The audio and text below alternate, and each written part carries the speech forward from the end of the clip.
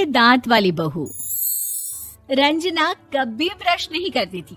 उसे कितनी बार उसके माँ बाप ने डांटा, लेकिन उसका कोई असर उस पर होता ही नहीं था, जिस कारण से उसके दांत पीले पीले हो जाते हैं। शादी के बाद अरे बहू, वैसे तो तुझ में कोई कमी नहीं है, पर तेरे दांत इतने पीले कैसे हैं बेटा? कैसे मतलब? कोई सर्जरी थोड़ी ना कराई है। वो तो क्या नाम, मैं ब्रश नहीं करती थी तो पीले हो गए। अब क्या करूं? आप कहें तो लाल करवा लूं या फिर काले? यार ये क्या है, क्यों माँ से लड़ रही हो? लड़ रही हूँ? अरे मैं लड़ रही हूँ या ये बोल रही है कि दांत पीले हैं, पीले। अरे तपस्या थोड़ी ना की है इन्हें पीले करने के लिए। बकायदा ब्रश नहीं किया है 20 साल तक, तब जाकर। छी, कैसी बात कर रही हो? ये उस वक्त तो पीले नहीं थे जब हम लोग तुम्हें देखने आए थे। अरे तब साफ करवा लिया होगा डेंटिस्ट के पास जाकर। अब देखो कैसे पीले पीले लग रहे हैं। रंजना सास की तरफ गुस्से से देखती है। फिर शुरू हो गई पीले पीले पीले।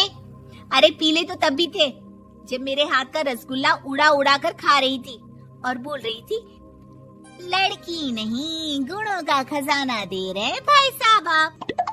खैर, अब वो लोग करते भी तो क्या करते, पीले दांत वाली बहू पल्ले पड़ी थी तो झेलना तो था ही।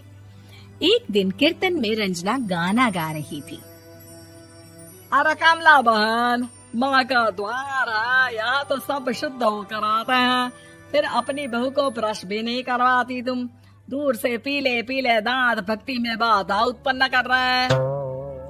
अरे कोई 2 साल के बच्चे थोड़ी ना लेकर आई हूँ मैं बहू बनाकर। अच्छी खासी लड़की है, अरे कैसे करवाऊं ब्रश? ये तो उसे खुद करना चाहिए ना। अब माँ बाप तो इसके जैसे तैसे निपटा दिए, ये नहीं सोचा कि सास कैसे संभालेगी। सास बहू को लेकर घर आ जाती है, लेकिन सोच लेती है कि अब इसे लेकर कहीं नहीं जाएगी। अगले रोज बहू कहती है, अरे क्या हो गया, मंदिर नहीं जाना क्या? कीर्तन का वक्त हो रहा है। मेरी मधुर वाणी से कान्हा जी जागते हैं और सोते हैं। आप तो जानती है ना उनकी भक्ति में कितना मन लगता है मेरा।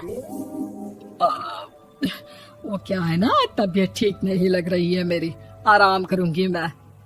तबीयत ठीक नहीं लग रही? अभी तो मिथुन के गाने पर नाच रही थी आप, और अब बोल रही है कि तबीयत ठीक नहीं लग रही। अरे भक्ति में मन लगा लो सासू माँ, ऊपर जाना है, क्या मुंह दिखाओगी आप? हाँ? सास को बहू की बात पर गुस्सा आ जाता है। मैं क्या मुंह दिखाऊंगी, इसकी